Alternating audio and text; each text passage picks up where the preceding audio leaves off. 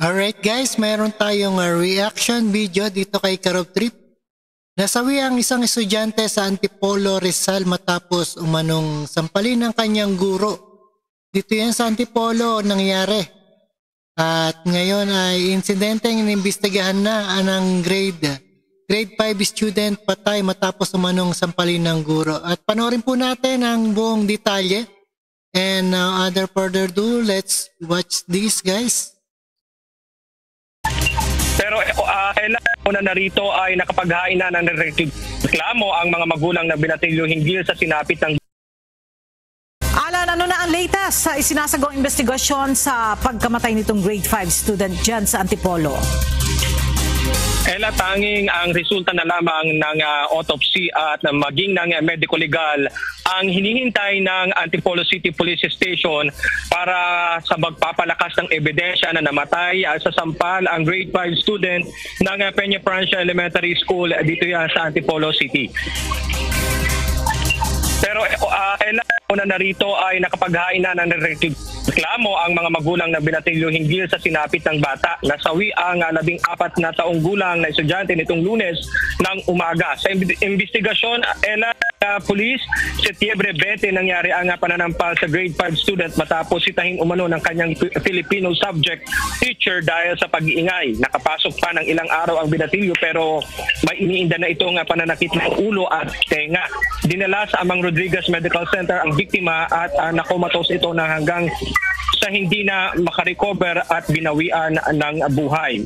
Isinasailalim na sa autopsy ang bangkay ng biktima ngayong araw upang malaman kung ano talaga ang ikisawi ng bata.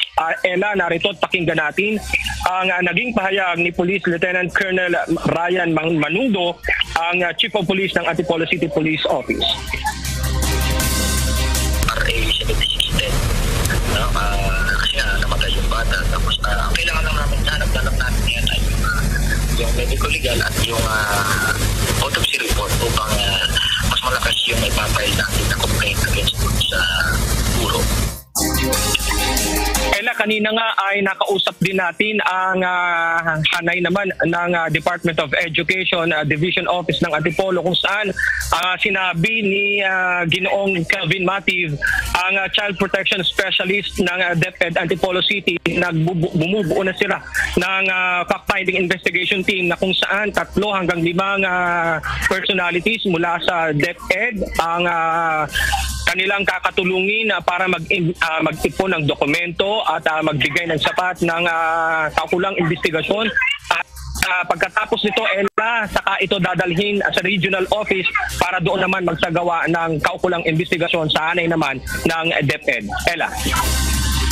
Alan, habang iniimbestigahan itong insidente ng mga otoridad, yung guro ba o yung teacher ay suspended o nananatili pa rin nagtuturo dito sa eskwelahan na ito?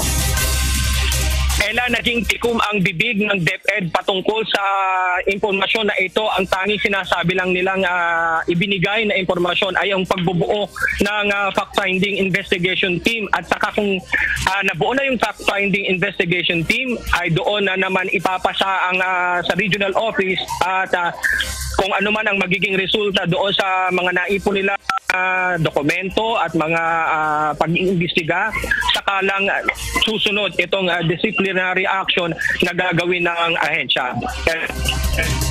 Alright, maraming salamat. Alan Manansat.